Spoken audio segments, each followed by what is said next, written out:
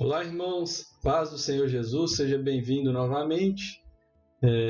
Hoje vamos falar um pouco aí dessa crise e vamos trazer aos irmãos uma mensagem de encorajamento.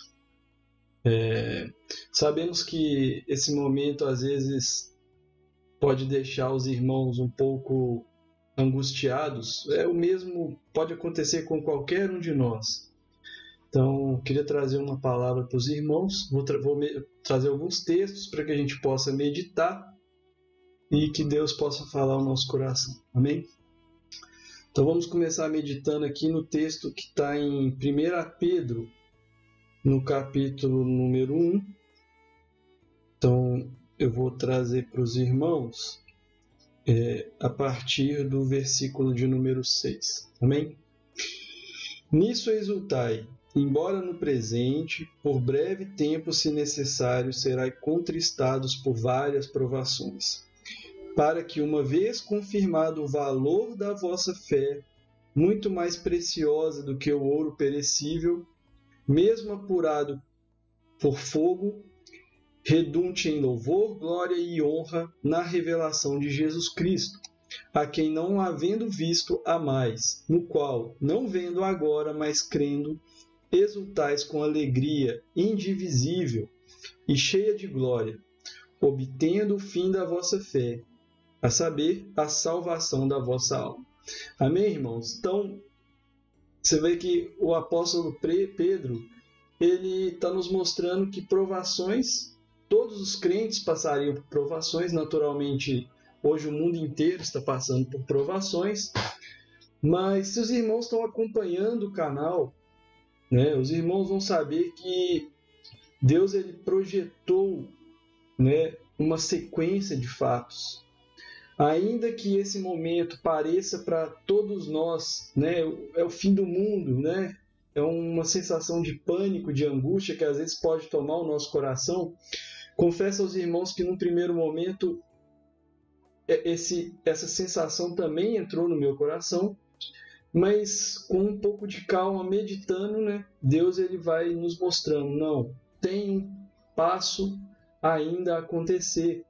Então, se os irmãos estão acompanhando os nossos estudos, os irmãos sabem que ainda há se levantar uma união de 10 reinos, e as coisas só vão chegar ao seu fim após esse processo. Então, nós estamos no estudo de Daniel, e nós sabemos lá pela estátua de Nabucodonosor que depois do fim dos pés vinham os dedos dos pés, os 10 reinos.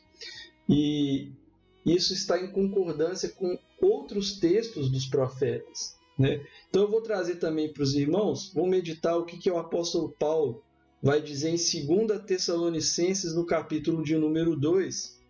Então eu vou ler para os irmãos aqui,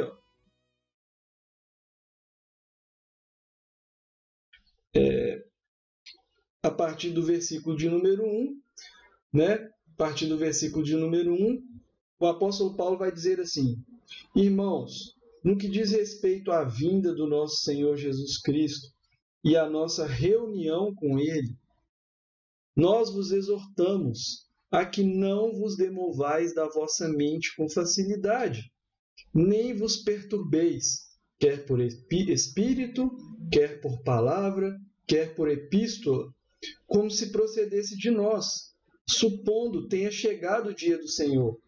Ninguém de nenhum modo vos engane, porque isso não acontecerá, sem que primeiro venha a apostasia e seja revelado o homem da iniquidade, o filho da perdição, o qual se opõe e se levanta contra tudo que se chama Deus, ou é objeto de culto, a ponto de assentar-se no santuário de Deus, ostentando-se como se fosse o próprio Deus. Então veja, o que o apóstolo Paulo está dizendo aqui em 2 Tessalonicenses, nada mais é daquilo que também está nos profetas, aquilo que está em Mateus 24, que o Senhor fala para os seus servos. Então, há uma sequência de fatos. Então, ainda que o nosso coração às vezes se encha de dor, de medo. Então, os irmãos podem ter medo, perder o emprego, o que vai acontecer. Nós temos que saber que Deus ele vai sustentar os seus servos, né? Ainda que nós pegamos uma infecção, nós temos que saber que Deus está no controle de todas as coisas, né? O tempo e o modo pertencem ao Senhor. E ainda não é o tempo dessas coisas se cumprirem. Quem testifica disso é a própria palavra de Deus.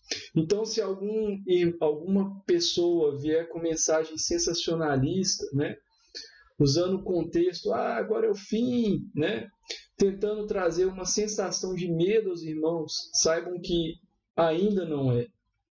Está próximo, mas não é. Então, Deus está no controle de todas as coisas. O que nós podemos dizer é que as dores de parto a cada dia se intensificam, mas o tempo ainda não é cumprido. Então, eu tenho fé e certeza no Senhor que esse período vai passar. Deus está no controle de todas as coisas.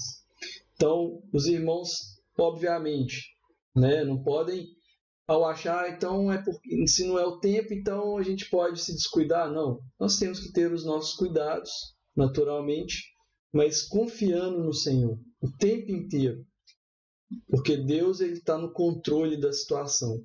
Então, nós podemos pegar aqui um exemplo. Eu vou pegar o texto que está em 1 Reis, no capítulo de número 18. Vamos relembrar ali a tribulação que o profeta Elias passou, né? Então, Elias ele estava combatendo Jezabel e os profetas de Baal. Então, primeiro ele fez isso no Monte Carmelo, né? E ele teve muito medo. Então, vamos ver o que o profeta Elias passou. Muito tempo depois, 1 Reis, capítulo de número 18.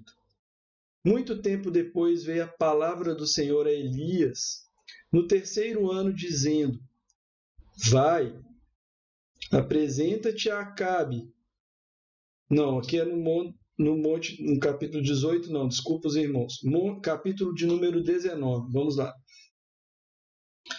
Capítulo de número 19. Acabe fez saber a Jezabel tudo quanto Elias havia feito, né? Isso no Monte Carmelo. E como mataram todos os profetas, a espada. Então Jezabel mandou um mensageiro a Elias, dizer-lhe: Faça-me os deuses como lhe aprouver, se amanhã a esta hora não fizer eu a tua vida como fizeste a cada um deles.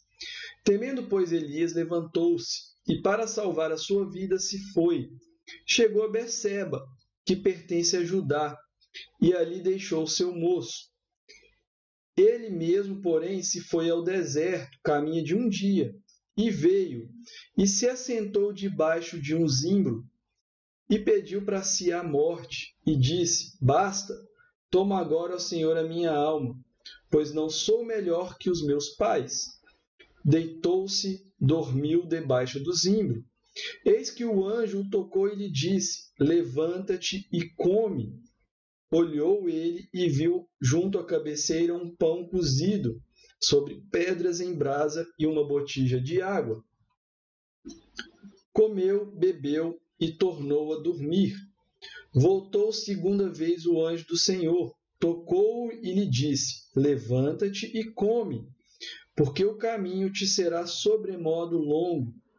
Levantou-se, pois, comeu e bebeu. E com a força daquela comida caminhou 40 dias e 40 noites até Horebe, o monte de Deus. Ali entrou numa caverna, onde passou a noite. E eis que lhe veio a palavra do Senhor e lhe disse: Que fazes aqui, Elias? Ele respondeu: Tenho sido zeloso pelo Senhor, Deus dos exércitos, porque os filhos de Israel deixaram a tua aliança. Derribaram os teus altares e mataram os teus profetas, a espada.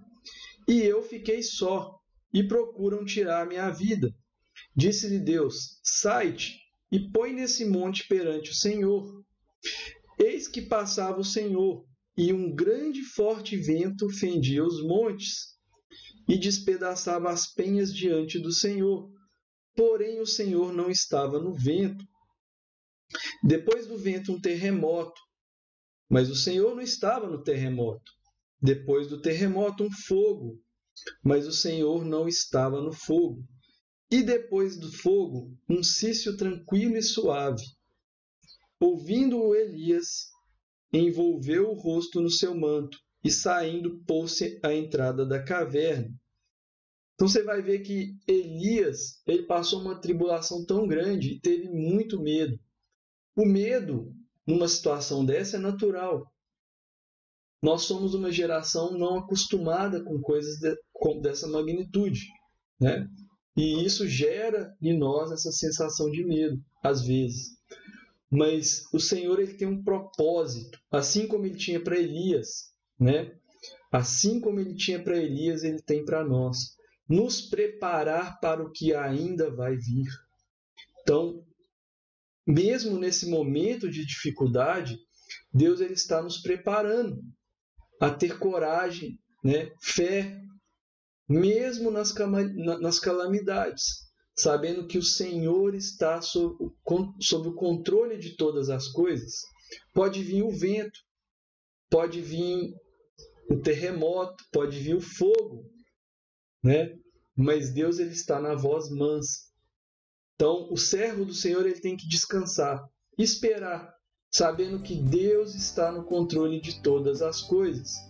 E Elias, ele se sentiu sozinho, mas Deus virou para ele e falou assim: também conservei em Israel 7.000, todos os joelhos que não se dobraram a Baal e toda a boca que não o beijou. Veja, então, às vezes você pode estar se sentindo sozinho, porque você está em quarentena, está em casa, né? Mas tem servos do Senhor. Ainda que a igreja muitas vezes não está tendo condição, muitas vezes, de se reunir na sua comunidade, você não está encontrando com seus irmãos, mas todos nós estamos em oração nos nossos quartos, né? Para que Deus possa mudar essas coisas, todas as coisas. Então, ainda que estejamos numa situação difícil, Deus, ele está no controle. Então o irmão continua em oração, porque é a oração que vai tirar essa sensação de medo do seu coração. E esperar, porque assim como eu já disse anteriormente, se os irmãos estão acompanhando os nossos estudos, nós sabemos que ainda não é o tempo. E Deus sabe que ainda não é o tempo. A própria palavra de Deus testificam essas coisas. Amém? Que Deus abençoe os irmãos e até o próximo vídeo. Tchau!